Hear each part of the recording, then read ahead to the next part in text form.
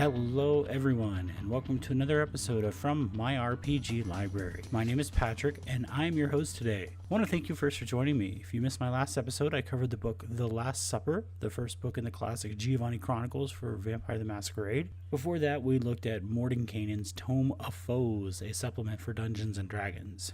Today, we are looking at a brand new book. I was pretty excited about getting this book. I was a little anxious to get it, especially considering all the controversy surrounding it when it originally published. The book I am speaking about is the supplement for Vampire the Masquerade 5th edition, the Camarilla. I had some difficulty getting my hands on this book as I tried to work with both of my local game stores. Unfortunately, neither of them were able to get it as it was backordered, which is unfortunate. I like to work with my local game stores as much as possible. So I instead went out to Modifius's website and purchased it directly through them. The nice thing about doing this, it gave me instant access to the PDFs. The bad thing about it was because it shipped from Great Britain, the shipping was really high. It was almost as much as it cost the book. Well, no, almost half as much as it cost the book. Overall, I kind of feel like it was worth it. Again, I was really excited to get the PDF. I was able to start reading the book right away. Shipping was, I don't know, I think the shipping was probably pretty reasonable considering it went from England to Wyoming, which I didn't feel like it took too long. So let's talk about the book from an aesthetic point of view. Overall, I had a complaint about Vampire the Masquerade 5th edition because it felt like whomever laid it out didn't use the pages to their full potential. There was a lot of white space, if you will. And don't get me wrong, I understand that white space is something you want to use. You want to be able to use that to your advantage. I've done plenty of newspaper layouts, so I know that. But there was a lot of just empty space in those pages that could have been more utilized. This book, I didn't feel like was as bad. Overall, I liked the layout of the book. I thought it was laid out very well. There's pretty good uses of the page, and someone with a good eye towards design had heavy influence on it because there was good use of typography, and I thought everything flowed really well. There's a great mixture of artwork versus photography to help illustrate the book, which adds a sense of realism to it. To be fair, it's still pretty hard for me to look at some of these Vampire the Masquerade books, and I know not all the supplements used him, but Tim Bradstreet is iconic when it comes to Vampire the Masquerade, at least for me. When I think about the original clan books, the original rule books, Tim Bradstreet's artwork was featured so prominently that it's, I don't know, a little difficult for me to look at some of these books and not see him. Tim's work was just amazing. Let's talk about the contents of the book. One of the first things I noticed is that, and I was really excited about it, is that this book is not written like a traditional rule book. Instead, it's as if the infamous Toreador Victoria Ash is writing to her childer. It's like a collection of her thoughts on all things Camarilla, including the clans, cities, individual ranks, and views on other sects like the Sabbat, the Banu Hakim, which aren't a sect, they are a Camarilla clan, or the Ashira. If you followed this podcast, then you know that I really enjoy books written in this way. Mordenkainen's Tome of Foes was done this way. Beckett's Child Diary was done this way. I enjoy sitting down and reading a rule book or a supplement book like this and feeling like I'm being told a story. I'm not sure I really enjoy reading stereo instructions, if you will. It is kind of neat to see some guest writers drop in. The infamous assassin Fatima Al-Faqadi, she has some notes here and there about some of her run-ins in different Camarilla cities and some of her dealings. I thought that was really cool. I was surprised to see that this is actually written by Victoria Ash because, as far as I knew, Victoria Ash was dead. She was killed by the Nosferatu Oculus. Oculus happens to be a good friend of the infamous gangrel Beckett. So it was a little shocking for me. And at first I thought, well, maybe it's just a collection of her stuff that was found after her death. But recently on the stream LA by Night, Jessica Chobot played Victoria Ash, which kind of surprised me. Again, I thought Victoria is dead. Now, let's face it, it's not the first time a vampire has risen from the grave, if you will. Again, we've seen that happen before. What is it? The Salubri Antediluvian has been able to bring himself back. I don't know if he's still around in 5th edition, but there was some interesting stuff that happened there. I guess I'm pretty much okay with it. Like I said, we've seen other vampires come back from the final grave. Other things about this book, I do think that the book does a great job of explaining Camarilla society.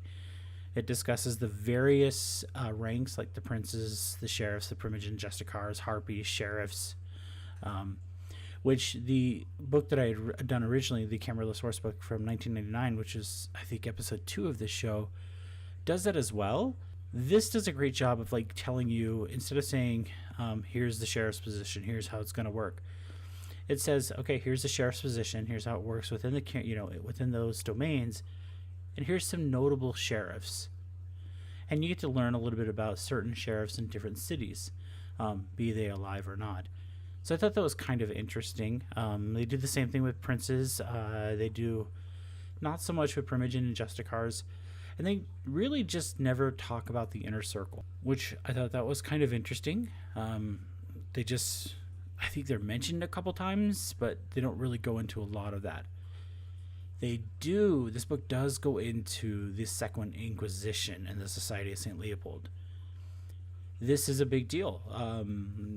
Hunters are still very prevalent, and it talks about how Victoria goes into detail about how we as vampires can, I say that as if I'm reading the book as our child, or we as vampires can avoid this Second Inquisition and rise back up to the status that we had during the Dark Ages if we're smart about it. And, she talks about avoiding technology, not trusting banks. And according to Victoria, a lot of the Second Inquisition's activities are funded by seized kindred bank accounts. So I really enjoyed that. This book does a great job of mirroring real life. They talk about different events in modern history and how vampires are influencing or a part of that in some way. I know that got White Wolf in trouble with this book, and there had to do it delayed the official release of the book, and there was some massive re-editing that had to be done, which I wonder if that caused some of the problems with this book. This book was nowhere near as bad as the 1999 source book I spoke about in the previous show, but there were some errors, and I understand. Again, I worked in newspaper for many years. I get it. You're not going to catch them all. There is a jump that appears to have been missed. A jump is when the story ends on one page, and like in a newspaper it'll say see page 2, and you go to page 2 and you'll see something like from page 2, and it tells you that, hey, that's the story I was looking for. And typically in books you don't get that. It's just turn the page. Well, between pages 105 and 106 on the section on the Elysia, it appears something got missed. And if you have the book, go check these pages and you'll see. I checked both the PDF and the hard copy of the book, thinking maybe there was an issue with the PDF, and there's not. They're exactly the same. So I don't know if there is a page in there that got missed, or during the editing process, some things got shifted, and that page got inevitably missed. So. And understand, I'm not complaining about the book. I actually thoroughly enjoyed this book. So I just happened, that was one of the things that jumped out at me. It does go into detail about the different sections of the Camarilla. Let's see, we talked about the Camarilla ranks. It does talk about clans. Nice little section on different Camarilla cities, which I thought was really neat. Apparently, vampires are still calling Constantinople by Constantinople, not Istanbul. It's interesting. In Rio, it says come to Rio and have a great time, but don't ever step outside Rio because apparently you'll get annihilated. Interesting stuff there, and it's great. As a storyteller, you can read through this and see, get a feel for the city.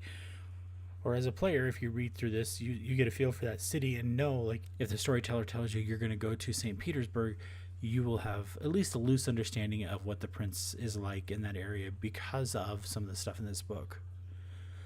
Book is very well done, in my opinion. I'm not a book critic, again, keep that in mind. I'm just someone who thoroughly enjoys reading and discussing RPG books, so I really enjoyed this book. Within the game itself, because this book doesn't go into a lot of depth about rules, if one of my players were to say that they, through storytelling or through character creation or whatever, that they were able to acquire a copy of this book, I wouldn't have a problem with it. I don't feel like this book would break the game in any way. I feel like it would make them at least understand how to be a better Camarilla vampire. So I wouldn't have a problem with that. It's done, like I said, well enough, like Beckett's, that it reads more like a journal than a rule book. It could provide the resourceful player with a little bit of knowledge. And I might be a little bit cautious about the rogues gallery at the back of the book, where they kind of go into some of the characters. But I don't know. I don't think I would really mind that too much. The other thing I really enjoyed about this book is that I don't feel like, here we are in 5th edition, and so many times with role-playing games, when a new edition comes out, it's like a reset to the entire world. I don't feel like we've done that here. I feel like instead we're saying, yep, that stuff happened, and here's where we are now. And again, White Wolf has done a great job of having the World of Darkness mirror reality, and I like the fact that they're just not ignoring the history that they've already laid out, and that they're just continuing it. Now, there might be some subtle changes here and there, but they're just continuing it. So I really enjoyed that. I really enjoyed this book. I think it's a book that is worthy of being in your RPG library. And if you're a vampire player, worthy of reading, because again, it'll give you some knowledge about how to be a better Camarilla vampire, or just to understand the Camarilla better. So that's it for now. I hope you enjoyed this episode, and you'll tune in for more. If there's a book you'd like to hear me talk about, shoot me a line, and I'll see what I can do. As always, you can find me on Twitter at The Forge Herald, or on Instagram by the same handle. If you enjoy our show and you want to support our efforts, you can find us on Patreon at you can find us on Patreon at patreon.com/theforgeherald. Thanks for listening.